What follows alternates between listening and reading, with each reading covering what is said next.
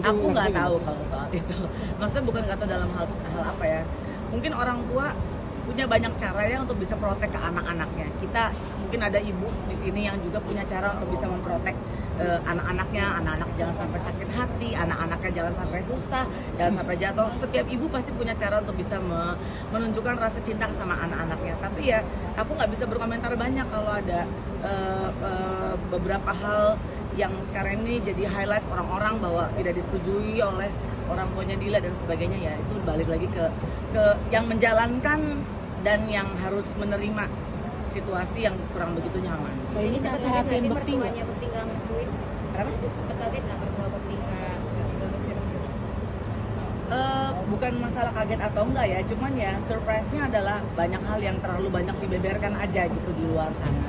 Jadi kalau menurut aku untuk blessing atau enggak kan setiap orang tuh punya hak untuk bisa memberikan blessing kepada anak-anaknya, tapi jadi ada banyak cerita panjang yang sebetulnya jadi nggak ada urusan yang utamanya, itu yang menyedihkan sih sebetulnya.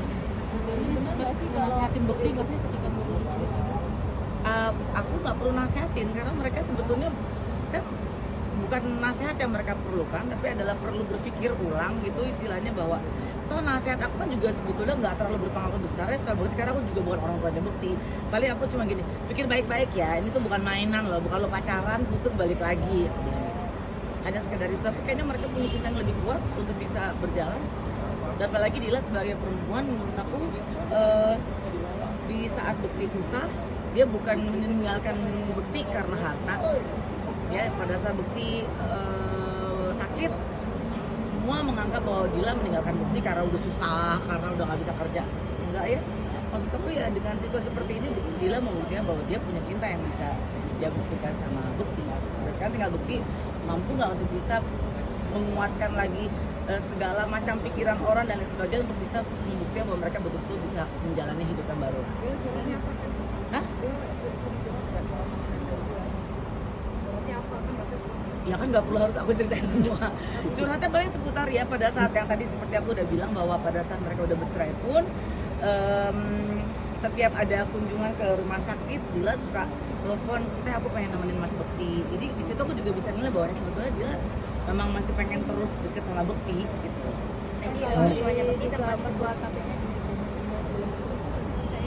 Aku nggak mau tahu karena buat aku hari ini ngapain mesti melihat dari hal yang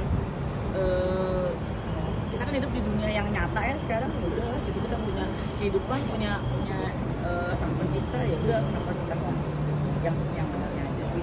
Tadi mertuanya Bekti sebelum sebut-sebutnya tahun 2016 itu mungkin Tadi gimana sih tanggapannya? Ya, Nah itu urusan Bekti dan mertuanya, bukan urusan aku. Jadi benar nggak sih kalau Kak Bekti sendiri banyak utang atau segala macam itu banyak yang beranggapan? Sekarang kalaupun misalnya Bekti banyak utang, emang kenapa?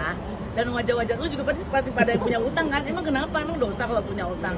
Jadi kalau menurut aku gitu, utang piutang setiap rumah tangga sah-sah aja sih gitu. Tapi kalau sampai Bekti sekarang dijudge bahwa dia punya utang 2,4 miliar, aku tiap telepon sama Bekti emang ngomong gini, Bekti, lu gila lu utang sampai segitu, sampai Bekti tuh ngakak. Utang dari mana Tendi? Gue berarti gue udah kaya banget atau gue udah miskin banget istilahnya gitu. Dan masalah rumah yang dijual itu nggak ada hubungannya dengan diagunkan ke bank. Pada saat mereka bercerai, Bekti dan Dila sudah memutuskan rumah ini akan dijual. Bukan karena apa-apa, karena kan mereka udah nggak bersama kan di satu atap, jadi rumah itu sebaiknya dijual. Jadi jangan dikait-kaitkan bahwa itu hubungannya dengan agunan bank dan lain sebagainya.